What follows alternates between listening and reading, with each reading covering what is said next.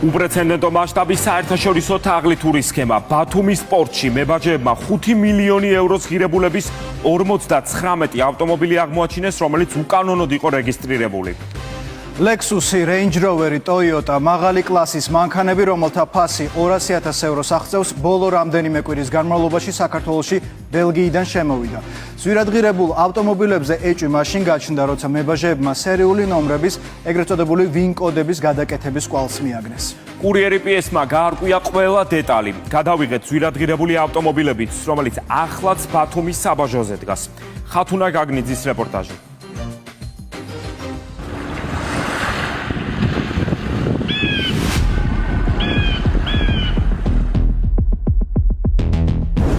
ბათუმი პორტის მიმდებარე ტერიტორია, გაფორმების ეკონომიკური ზონა. ეს არის ადგილი, სადაც მებაჟეებმა საერთაშორისო თაღლითების ახალი და მასშტაბური სქემა გაშიფრეს. VIN კოდი 3N500 დაზიანებები ამ ეტაპზე არ აღინიშნება. მებაჟეები პორტში შემოსული გემებიდან ჩამოტვირთულ ავტომობილებს ამოწმებენ. ირკვევა, რომ საზღვაო გზით ევროპიდან საეჭვო ისტორიის 59 მანქანა შემოიტანეს. საქართველოში პირველად აღკვეთილია ერთ-ერთი ყველაზე მასშტაბური ტრანსნაციონალური დანაშაული. ბათუმის პორტში გაყალბებული VIN კოდებით ამოღებული ავტომობილები უახლესი წლების გამოშვების არის თითქმის ახალი და დაუზიანებელია და თითოეული მათგანის ფასი 200.000 ევრომდე მერყეობს.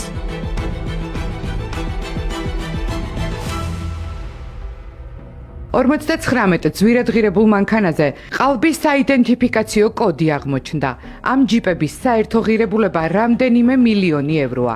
ირკვევა, რომ საერთაშორისო დამნაშავეები საქართველოს სატრანზიტო ქვეყნად იყენებდნენ. ევროპის სხვადასხვა ქვეყნებიდან სავარაუდოდ მოპარული ავტომობილები კი ყირგიზეთში, ყაზახეთში, ტაჯიკეთსა და აზიის სხვა ქვეყნებში უნდა ჩასულიყო.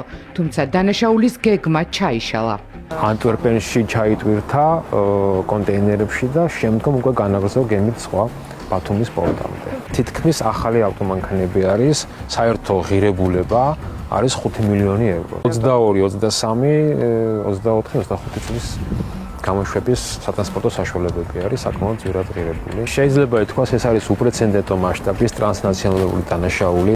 ბოლო 4 წელში გამოშვებული Lexus-ის, Range Rover-ის და Toyota-s მარკის ჯიპები, ზოგიერთი თითქმის ქარხნული მდგომარეობით. სად და ვინ გააყალბა საიდენტიფიკაციო კოდები, ვინ დგას ტრანსნაციონალური დანაშაულის უკან. საბაჟო დეპარტამენტმა საგამოძიებო უწყებებს ინფორმაცია უკვე მიაწოდა.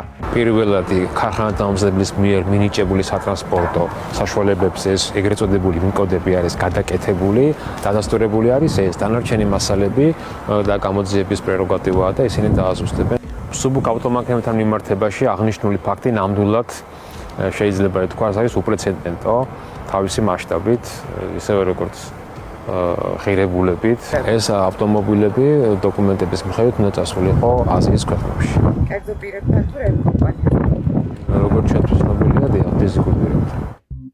შეცვლილი ისტორიით, საქართველოში შემოსული ავტომობილების ნაწილს მიმღები პირის სტატუსით უცხო ქვეყნის რამდენიმე მოქალაქე დახვდა. რომ არა მებაჟეების მიერ გამოვლენილი დანაშაული, ევროპაში სავარაუდოდ ნაქურდალი მანქანები აზიის ქვეყნებში სახმელეთო გზით უკვე მათ უნდა გადაეყვანათ. რა პროცედურებს გადის საქართველოში შემოსული ტვირთი? მებაჟეები ავტომობილებთან ერთად თანხლებს სატრანსპორტო დოკუმენტაციას დეტალურად სწავლობენ. როდესაც კონტეინერის გახსნის შემდგომ ავტომობილი განთავსდება საბაჟო საწყობის ტერიტორიაზე და მებაჟე ოფიცრის მიერ ხდება მისი შემოწმება, ფიზიკური დათვალიერება, თუ ეჭვის საფუძველზე აღმოვაჩინეთ, რომ მანქანაზე დატანილი საიდენტიფიკაციო ნომრები არის დაზიანებული ან ზემოქმედების კვალი აქვს, რა თქმა უნდა ვიწყებთ შესაბამისი პროცედურების განხორციელებას. კურიერი PS-ის ინფორმაციით, ანტვერპენიდან შემოსული ავტომობილების დოკუმენტებში შუამავალი კომპანიებიც ფიგურირებენ. რა კავშირი აქვთ მათ დანაშაულის საქმესთან, ამას გამოძიება დაადგენს. ვინ დგას ტრანსნაციონალური დანაშაულის სათავეში. საბაჟო დეპარტამენტის მიერ მიწოდებულ ინფორმაციაზე შინაგან საქმეთა სამინისტრომ გამოძიება უკვე დაიწყო. ქართველი სამართალდამცველები საქართველოში გამოვლენილ დანაშაულზე ინფორმაციას საერთაშორისო საგამოძიებო უწყებებს მიაწვდიან.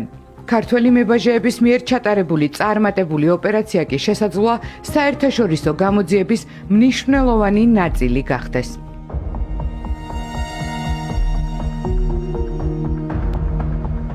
ძვირადღირებული ავტომობილები ბათუმის საბაჟოზე რჩება. შესაძლოა მათზე ძებნა ინტერპოლსაც ჰქონდეს დაწყებული. ასეთ შემთხვევაში ქართული და საერთაშორისო გამოძიების ფარგლებში კანონის შესაბამისად მესაკუთრეები ქონებას დაიბრუნებენ.